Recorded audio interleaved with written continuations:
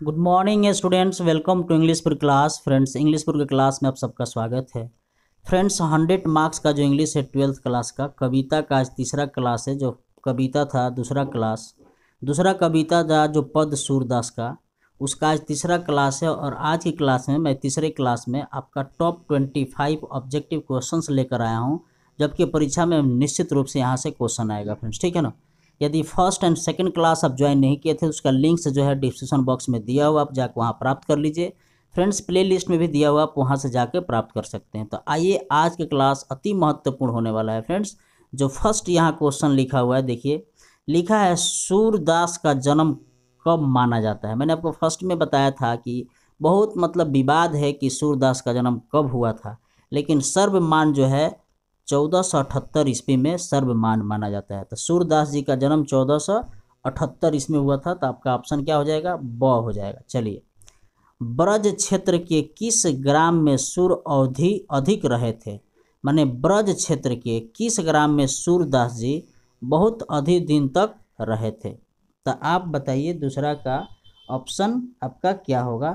तो आप पारसोली में रहे थे। कहाँ रहे थे फ्रेंड्स? पारसोली में। तो ऑप्शन आपका बी हो जाएगा। थर्ड क्वेश्चन कह रहा है सूर किस काव्य धारा के कवि थे? सूर जो है, सूरदास किस काव्य धारा के कवि थे? तो आपको बताना होगा। तो आप यहाँ ऑप्शन में बताएंगे ऑप्शन सी, हास्य काव्य धारा के कवि थे। क्या थे फ्रेंड्स? हास्य काव्य धारा के कवि थे। सूर, अब चौथा क्वेश्चन देखिए, सूर की भक्ति किस रीति की थी? सूरदास की भक्ति आप बताएं कि किस भक्ति की थी। चौथा क्वेश्चन नंबर है ना। तो सख्य भाव, ऑप्शन आपका सख्य भाव हो जाएगा। ऑप्शन आपका क्या हो जाएगा? स हो जाएगा, ठीक है। अब क्वेश्चन नंबर 5 लिखा हुआ है कि जो रस नंद यशोदा बिलसत कहाँ नहीं, मतलब जो यशोदा को रस मिला वह कहाँ नहीं मिल सकता है? तो आपको ऑप्शन बताना होगा कि कहाँ नहीं मिल, तीनों लोकों में नहीं मिल सकता है, ठीक है फ्रेंड्स, तीनों लोकों में नहीं मिल सकता है।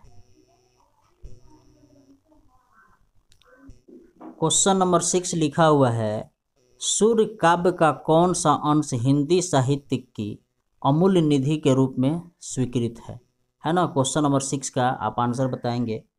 इसका ऑप्शन आपका फ्रेंड्स क्या हो जाएगा? द भ्रमर गीत, ठीक है ना। ऑप्शन क्या हो जाएगा फ्रेंड्स? द। क्वेश्चन नंबर 7 में लिखा हुआ है सूरसागर के कवि हैं कौन है? आपको कल ही मैंने बताया था। ऑप्शन अ हो जाएगा, सूरदास। अष्ट छाप में किस प्रकार के कवि सम्मिलित थे? आप बताइए। क्वेश्चन नंबर 8 का आप ऑप्शन बताइए। सूर अष्ट छाप में किस प्रकार के कवि सम्मिलित थे? तो कृष्ण भक्त थे, ठीक है ना। अष्ट छाप में किस प्रकार के कवि थे? तो कृष्ण भक्त थे। क्वेश्चन नंबर 9 देखिए, किस कवि की पंक्ति है कछु खात कछु धरनी धरनी गिरावत छवि निरखत नंद रानिया? आपको याद है ना, पद सूरदास जो है लिखे हैं, माने कुछ खात थे, कुछ धरती पर गिरावत थे, यह सब नंद की रानी क्या कर रही थी? निहार रही थी मुँह। भगवान श्री कृष्ण किस कवि के पूज्य थे? बताइए। भगवान श्री कृष्ण किस कवि के पूज्य थे? तुलसीदास, जायसी, कबीरदास, तुलसीदास, सूरदास, सॉरी। तो ऑप्शन आपका क्या हो जाएगा यहाँ? 10 का, क्वेश्चन नंबर 10 का ऑप्शन क्या हो जाएगा? द ऑप्शन हो जाएगा। सूरदास के दोनों पद निम्नलिखित में से किससे संकलित है? दोनों पद जो है किससे संकलित है आपको बताना है। Question number 11। क्वेश्चन नंबर 11 का आपको आंसर बताना है। बताइए क्या होता है। आप बताएंगे ऑप्शन सूरसागर में, ठीक है ना फ्रेंड्स। जागिए ब्रज राजकुमार, माने हे ब्रज के राजकुमार जागिए। यहाँ ब्रज राजकुमार संबोधन किसके लिए किया गया है? बलराम के लिए किया गया है? नहीं, ऑप्शन होगा। नंद के लिए नहीं, इसके नहीं, श्री कृष्ण के लिए किया गया। तो ऑप्शन आपका बी हो जाएगा, ठीक है फ्रेंड्स। ऑप्शन आपका क्या हो जाएगा? ब। निम्नलिखित में से किसे हिंदी साहित्य का सूर्य कहा जाता है? क्वेश्चन नंबर 13 आप देखिए, निम्नलिखित में से किसे हिंदी साहित्य का सूर्य कहा जाता है? तो आपको आंसर यहाँ बताना होगा। तो मैं बताता हूँ, आपका आंसर हो जाएगा और सूरदास को, ठीक है ना। ऑप्शन क्या हो जाएगा फ्रेंड्स? सूरदास। अब लिखा है क्वेश्चन नंबर 40, सूरदास के दीक्षा गुरु कौन थे, माने सूरदास जी के गुरु कौन थे। देखिए 2018 में क्वेश्चन पूछा हुआ है, बहुत इंपॉर्टेंट है, आपको याद रखना पड़ा। तो ऑप्शन हो जाएगा वल्लभाचार्य थे, ठीक है ना फ्रेंड्स। क्वेश्चन नंबर 15 देखिएगा, सूरदास किस भाषा के कवि। क्वेश्चन नंबर 15, सूरदास किस भाषा के कवि हैं, तो संस्कृत भाषा के कवि हैं, ठीक है ना।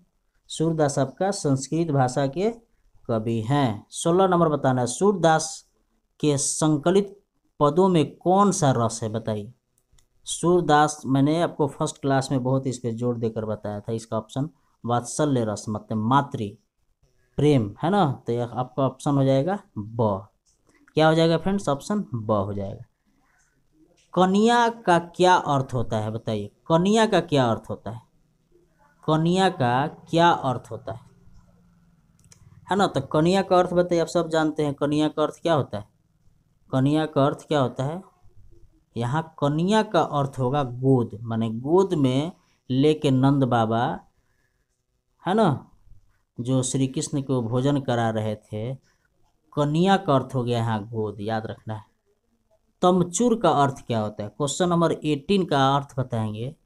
तमचूर, क्वेश्चन नंबर 18 का अर्थ बताएंगे आप। तमचूर का अर्थ क्या होता है, मुर्गा होता है, तमचूर, ठीक है ना फ्रेंड्स। अब आपको बताना है क्वेश्चन नंबर 19, द्वितीय पद में किस खाद्य पदार्थ का उल्लेख नहीं हुआ है। क्वेश्चन नंबर 19 में द्वितीय पद में किस खाद्य पदार्थ का उल्लेख नहीं हुआ है।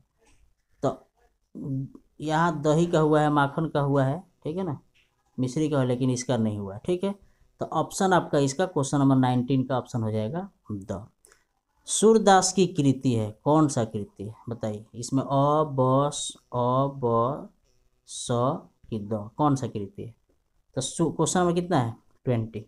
तो 20 का ऑप्शन आपका हो जाएगा ये वाला, आपका कृति नहीं है, ठीक है फ्रेंड्स। ऑप्शन आपका ये लगाएंगे। चलिए अब आपको 20 नंबर 1, ठीक है ना। 21, सूरसागर किस भाषा में रचित है। सूरसागर जो है किस भाषा में रचित है, तो ब्रज भाषा में। तो ऑप्शन आपका हो जाएगा स, ठीक है फ्रेंड्स।